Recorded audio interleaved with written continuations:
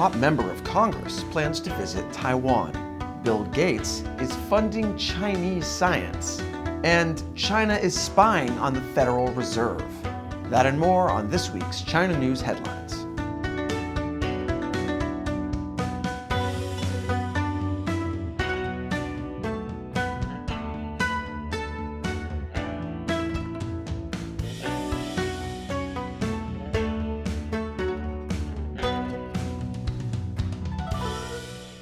Welcome to China Uncensored. I'm Matt Gnezda.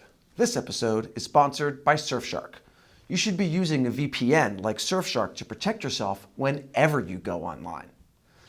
So, U.S. Speaker of the House Nancy Pelosi. She's always been controversial. But one thing's for sure, she's also always taken a stand on China. Like in the 90s when she was a champion of the Free Tibet movement. You know, when standing up to the Chinese Communist Party used to be cool. Well, like spaghetti straps and bucket hats, standing up to the CCP has become cool once again. No. Anyway, this time Pelosi is standing up to the Chinese Communist Party by planning a visit to Taiwan. There's been no official confirmation of the trip yet, but it's been widely reported. The last U.S. Speaker of the House to visit Taiwan was Newt Gingrich back in the 90s. You know, when it was cool the first time. The predictable outcome of the reports of Pelosi's trip, of course, is that it angers China. Which, might I remind the mainstream media, is not Pelosi's fault. If supporting a Democratic ally in the face of a genocidal bully makes that genocidal bully angry, the problem doesn't lie in supporting your ally. It lies with the bully being a jerkface. And anyway, what's China going to do? Invade Taiwan? They're already planning to invade Taiwan. But President Biden doesn't seem to understand this. In a response to a reporter's question about Pelosi's potential visit, Biden said this. Well, I think that the military thinks it's not a good idea right now. Now, officially, the White House says it has not taken a position on Pelosi's Taiwan visit. Unofficially, there are reports coming out about the Biden administration trying to convince Nancy Pelosi of the risks of her trip. It's not clear from these anonymous reports whether this is actually about making sure Pelosi understands the risks, or if it's about pressuring her to not go to Taiwan. Meanwhile, Newt Gingrich has some advice for Pelosi. Tell risk-averse Biden officials to shut up and go to Taiwan anyway. I never thought I'd say this, but I'm with Newt Gingrich on this one. The Chinese Communist Party is not going to start World War III over Nancy Pelosi visiting Taiwan. They just want to scare the U.S. into thinking they will. And unfortunately, it's looking like the Biden administration scares easily. President Biden had a phone call with Xi Jinping on Thursday. The call lasted for more than 2 hours. As of when I recorded this video, we don't know exactly what they talked about. I wonder if Xi Jinping told Biden it would be a big mistake to let Pelosi visit Taiwan. Fortunately, President Biden is very good at making mistakes. Hit him with strategic confusion, Mr. President.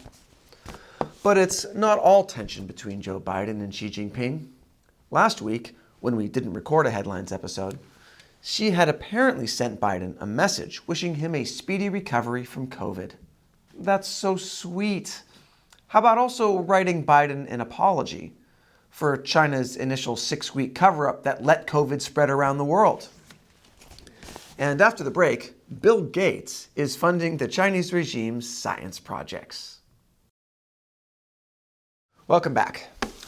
There's no nice way to say this. Bill Gates' foundation just paid for the Chinese Communist Party to recruit foreign scientists. Basically, the Gates Foundation is funding the Foreign Talent Research Center of China's Ministry of Science and Technology to the tune of $100,000. In theory, the money is to help organize a forum on pandemic preparedness and response. Makes sense. Like I said earlier, the Chinese regime is responsible for that massive 6-week cover-up that allowed the pandemic to spread globally.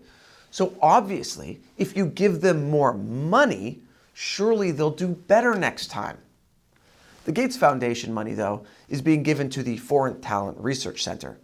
That's a Communist Party affiliated group whose job is to recruit top scientists from the West and bring them to China, where they get paid boatloads of money to do cutting-edge research designed to help China's private sector and military outcompete the West. Bill Gates may be smart, but he's extremely stupid. And that's me being nice about it.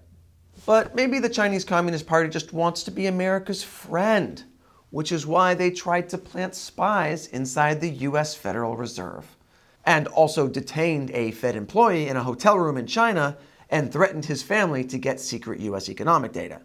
These allegations are in a report from Republican Senator Rob Portman on the Senate Homeland Security and Government Affairs Committee.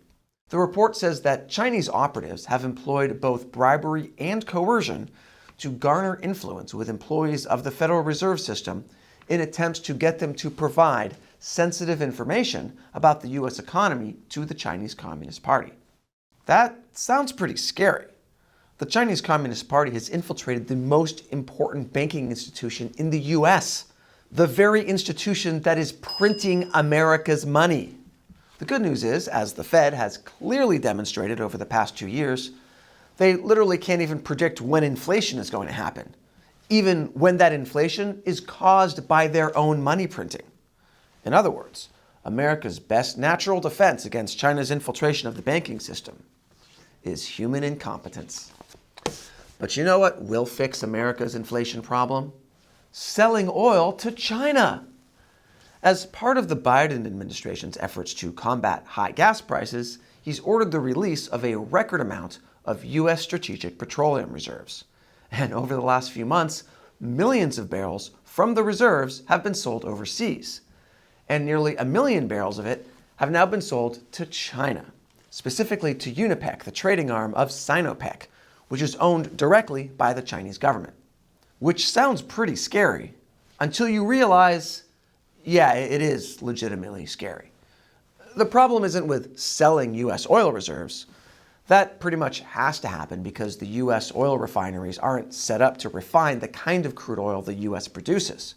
So the U.S. government releases the oil and sells it to other countries to try to lower overall oil prices, which theoretically would lower gas prices here in the U.S.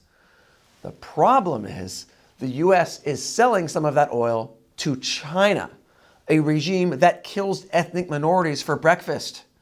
And it gets even worse because this is not a one-time oopsie. In 2017, President Trump's administration had sold 500,000 barrels from the U.S. strategic reserves to a different Chinese oil producer, PetroChina. So while everyone is quick to blame whichever president they hate most, the real problem is that the U.S. Department of Energy is actually required to sell those strategic petroleum reserves to the highest bidder, even if that highest bidder is linked to a regime that's threatening to start World War III. Although, to be fair, America does so much business with China that even 1 million barrels of oil is a drop in the bucket to how much money it pumps into the Chinese regime. That does not make me feel better. And finally this week, an Australian human rights activist was arrested in the UK after protesting the genocide of the Uyghurs. Drew Pavlou was detained for allegedly emailing a bomb threat to the Chinese embassy in London. Police held him for 23 hours and initially denied him access to a phone call or a lawyer. Pavlou said he never sent any bomb threat, calling it an orchestrated campaign against him by the Chinese Communist Party. Should we believe that a cheeky human rights activist with no history of violence suddenly threatened to murder a bunch of people? Or that a regime that justifies genocide of ethnic minorities by claiming they're terrorists would lie to make a peaceful activist look like a terrorist? It's hard to say. This is what the bomb threat allegedly emailed to the Chinese embassy said. "This is Drew Pavlou. You have until 12 p.m. to stop the Uyghur genocide, or I blow up the embassy with a bomb. Regards, Drew." Regards, Drew? Now I know he didn't send the bomb threat. It's way too polite. The first time we had Drew on our podcast, he used more swear words than all our previous guests combined. We actually had to pause partway through and ask him to please stop swearing so we could keep our clean rating on iTunes. And then we still had to bleep things out. Drew Pavlou is not the kind of guy who would politely threaten anything.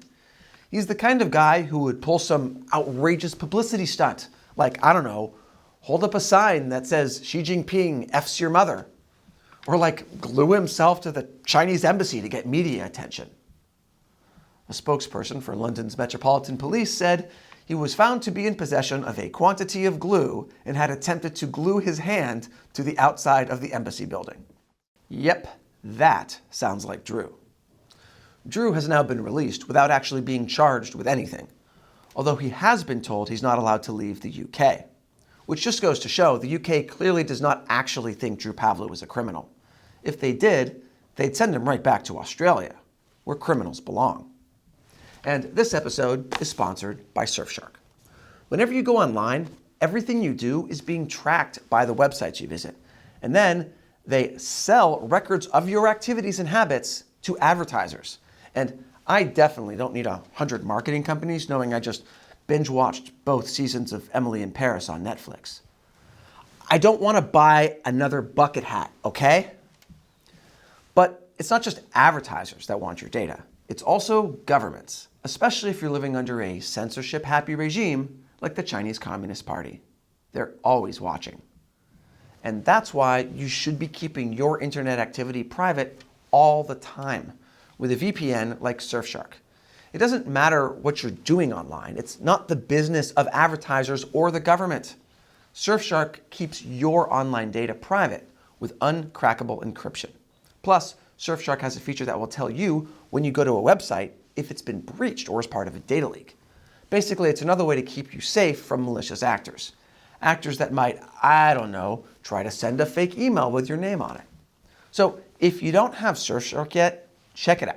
And with just one Surfshark account, you can actually use it on all your devices, your phone, your laptop, and your tablet. So check it out now. Surfshark has a special deal for China Uncensored fans that includes 83% off a 2-year plan plus 3 extra months for free. That makes it just $221 a month. So go to surfshark.com/uncensored and use the code uncensored to get this deal. The link is in the description below. Once again, I'm Matt Gnezda. Thanks for watching China Uncensored.